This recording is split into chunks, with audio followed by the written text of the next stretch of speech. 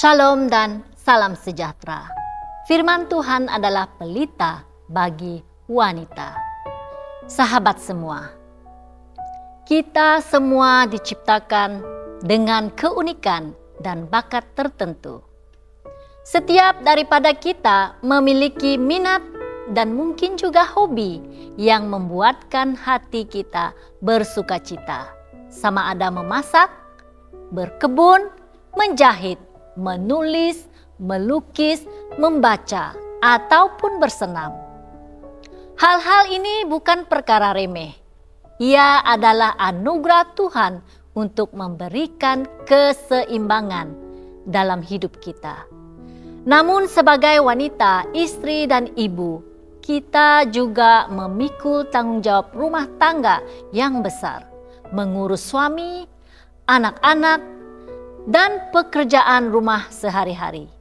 Pertanyaannya, bagaimana kita boleh menikmati minat dan hobi kita tanpa mengabaikan tanggung jawab yang Tuhan percayakan? Firman Tuhan dalam Pengkhotbah 3 ayat 1 berkata, "Untuk segala sesuatu ada masanya.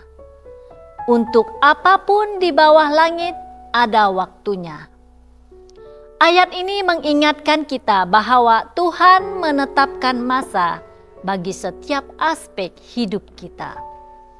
Masa untuk bekerja, masa untuk beristirahat, masa untuk melayani, dan bahkan masa untuk diri sendiri. Pertama, kita perlu memahami bahwa minat dan hobi yang sehat adalah sebahagian daripada cara Tuhan memulihkan jiwa kita. Bila seorang ibu meluangkan masa untuk berkebun, menjahit, atau membaca, itu boleh menjadi ruang untuk menyegarkan semangat dan kembali lebih kuat dalam melayani keluarganya.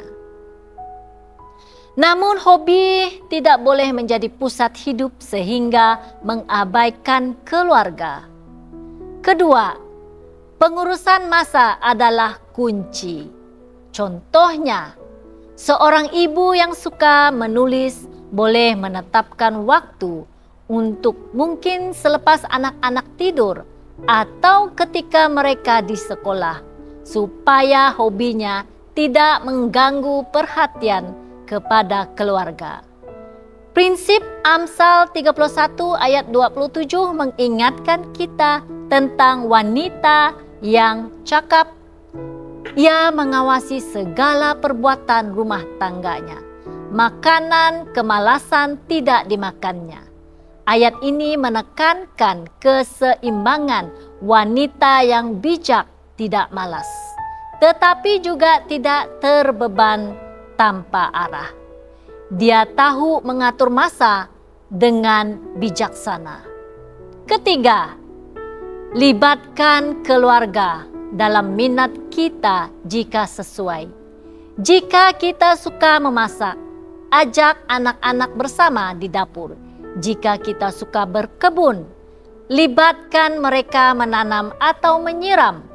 Dengan cara ini, hobi bukan hanya menjadi kesukaan pribadi, tetapi juga ruang untuk membina hubungan dengan keluarga. Ketika kita melibatkan keluarga dalam hobi kita, sebenarnya kita sedang membina memori indah yang akan kekal dalam hati mereka. Anak-anak bukan sahaja belajar kemahiran praktikal seperti memasak atau berkebun, tetapi juga nilai kerjasama, kesabaran, dan sukacita dalam melakukan sesuatu bersama. Lebih daripada itu, mereka merasakan kasih dan perhatian kita secara nyata. Firman Tuhan dalam Ulangan 6 ayat 7 mengingatkan supaya kita mengajarkan nilai kehidupan kepada anak-anak dalam setiap aspek kehidupan seharian. Dengan menggabungkan hobi dengan pengajaran rohani dan nilai keluarga, kita bukan sahaja menyegarkan diri sendiri, tetapi juga sedang mewariskan iman dan kasih kepada generasi seterusnya. Keempat, serahkan segalanya kepada Tuhan. Mungkin ada masa kita merasa tidak cukup waktu untuk semua perkara. Tetapi bila kita membawa jadwal kita kepada Tuhan dalam doa, Dia akan memberi hikmat untuk menetapkan priority. Ingatlah firman dalam Filipi 4 ayat 13, segala perkara dapat kutanggung di dalam Dia yang memberi kekuatan kepadaku. Dengan pertolongan Tuhan, kita mampu menyeimbangkan antara minat pribadi dan tanggung jawab.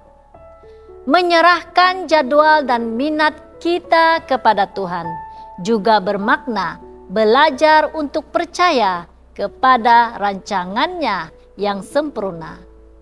Kadang-kadang kita merancang banyak hal, tetapi Tuhan mungkin mengubah arah supaya kita belajar bertanggung sepenuhnya kepadanya. Amsal 16 ayat 3 berkata, serahkanlah perbuatanmu kepada Tuhan, maka terlaksanalah segala rencanamu. Ketika kita melibatkan Tuhan dalam setiap keputusan, kita tidak hanya memperoleh hikmat dalam menetapkan priority, tetapi juga damai sejahtera, walaupun tidak semua perkara dapat kita lakukan sekaligus. Dengan cara ini, kita dapat menikmati hobi dan minat sebagai berkat daripada Tuhan, tanpa mengabaikan tanggung jawab utama sebagai istri, ibu, dan pengikut Kristus. Sahabat yang dikasihi Tuhan, hobi yang dijalankan dengan tertib bukan sahaja menyegarkan jiwa kita, tetapi juga boleh menjadi berkat kepada keluarga. Jadikanlah ia sebagai cara untuk memuliakan Tuhan, bukan sekadar memenuhi diri sendiri. Kesimpulannya, mari kita ingat, jangan menolak minat dan hobi yang baik, karena itu sebahagian daripada keunikan kita.